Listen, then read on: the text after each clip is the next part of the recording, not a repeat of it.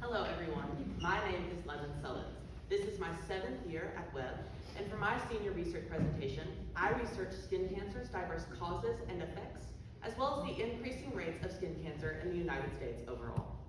The perceived beauty standard of a golden glow and sun-kissed look is killing you all, and many others around you. I want to set a scene in your mind to make you understand just how dangerous the sun's rays are. So picture this. A truck driver wakes up every morning and he performs his mundane routine. He brushes his teeth, puts on his regular work clothes, and maybe washes his face once in a while. He gets inside of his truck where the left side of his face is exposed via a glass pane to the sun's harsh rays.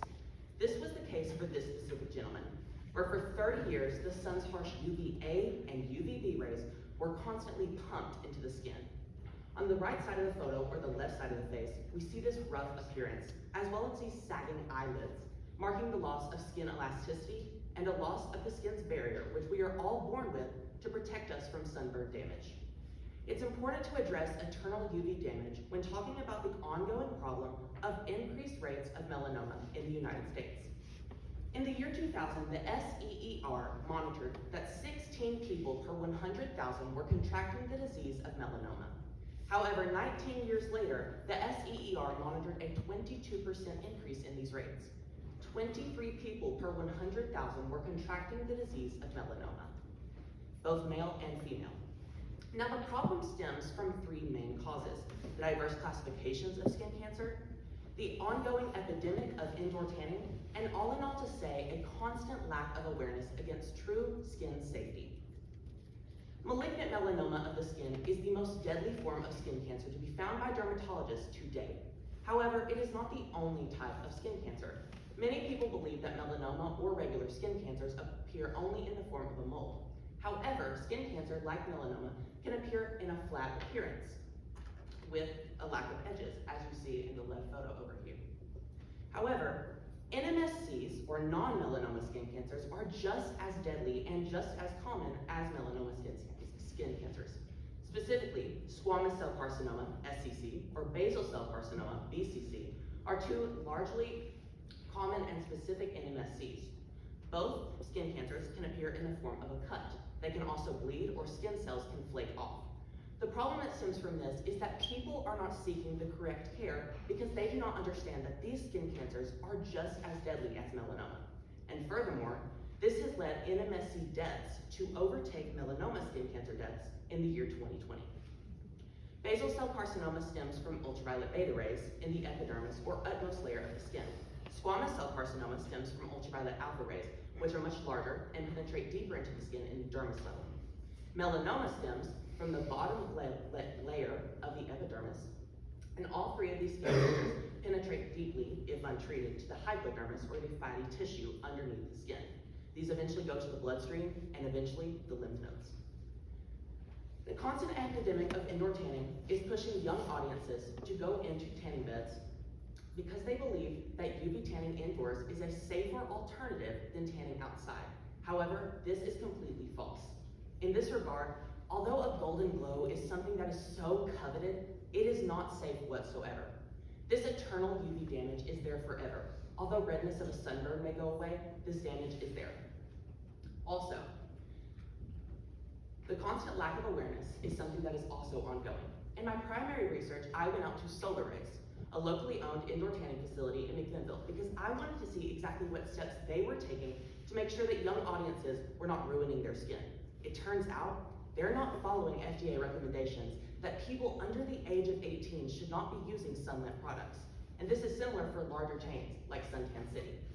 You can be as young as 14 years old with a parent's permission and get inside one of these ultraviolet coffins. Also, a quick Google search will prove that Suntan City, along with other indoor tanning companies, are using these bright colors and cheap prices to lure in the younger audience. This is a constant, ongoing problem. Current FDA rules and regulations by the United States are not effectively addressing the problem. The only positive is that the FDA is a widely accepted mode of people understanding what may be healthy or beneficial for them. However, in this regard, the negatives outweigh the positives. First, this FDA regulation has proven to be ineffective. There was never a significant decline in melanoma rates when FDA regulation was passed passed in late 2014. The steady increase continued into 2019. Furthermore, further FDA regulation would prove to be costly for individuals and corporations. If we decrease the market of which sun tanning appeals to, less people are going to use these tanning beds. And finally, this is proven to be inadaptable, as dermatologists might use specific UV light to treat other skin conditions, as you'll see later in the presentation. We cannot adapt one single regulation that will encompass all forms of UV light. And so I am proposing that the best solution is awareness with effective presentations of multiple visuals. With this awareness, we will increase the demand for dermatology. As people understand the diverse classifications of skin cancer, they understand the diverse classifications of skin overall. And as more people want to understand how to be safe in the sun and with their skin overall, they will want to understand how they can do so for their specific skin type, whether you have combination skin, oily skin, or even normal to dry skin. Also, we will increase people's knowledge on wearing sunscreen or shielding clothing in order to protect themselves from the sun's harsh rays.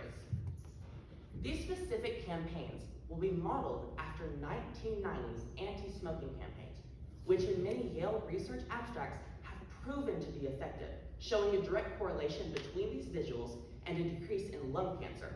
We too can adapt this to a skin cancer model. Also, this has been requested countless times by indoor tanners. Dr. Robert M. Califf, MD, of the Skin Cancer Foundation, found that thousands of previous indoor tanners were writing to him over the years, wishing they understood the implications and dangers of tanning indoors, how it is not a safe solution to tanning outside.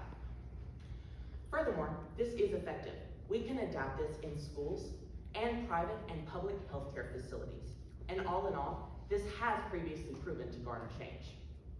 In 1981, Australian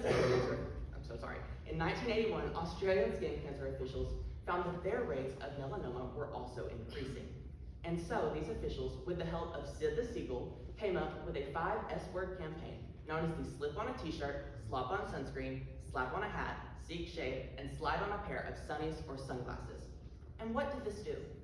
This actually decreased the adolescent tan preference by up to 60%, because the younger audience was understanding that UV tanning is dangerous without proper awareness and protection from the sun overall.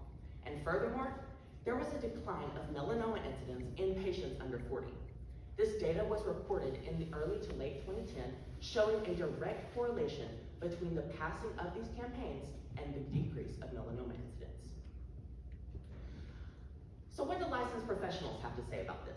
I spoke with a board-certified dermatologist and licensed esthetician. First, Ms. Deanna Maker, a licensed esthetician in McMinnville, Tennessee, of Sage Skincare and Wellness, and I had a discussion. She expressed that those visual sorts of things are always going to be the most effective. If we give the younger generation sole numbers and data, it is not going to have a direct effect, like something like Sid the Seagull might in Australia. Furthermore, I spoke with a board-certified dermatologist, Dr. Cove McGrath of Pinnacle Dermatology in McMinnville and Murfreesboro. He expressed that there is such an importance of transparency when it comes to UV light.